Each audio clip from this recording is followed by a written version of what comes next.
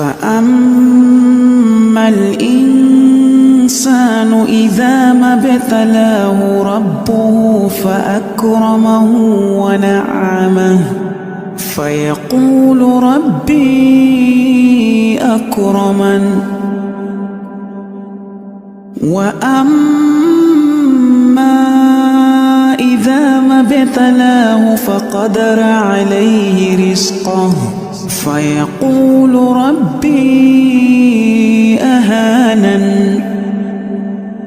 كلا بل لا تكرمون اليتيم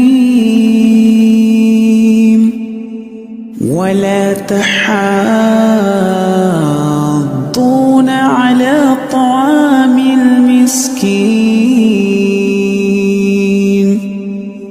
وتأكلون التراث أكلا لما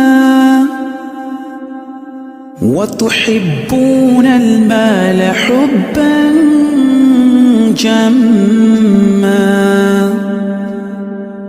كلا إذا دكت الأرض دكا دكا وجاء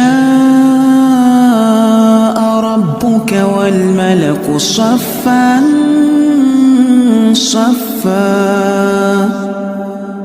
وجيء يومئذ بجهنم يومئذ يتذكر الإنسان وأنى له الذكرى يقول يا ليتني قدمت لحياتي فيومئذ لا يعذب عذابه أحد ولا يوثق وثاقه أحد.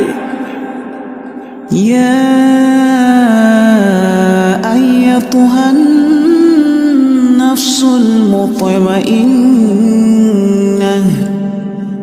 ارجعي إلى ربك راضية مرضية فادخلي في عبادي وادخلي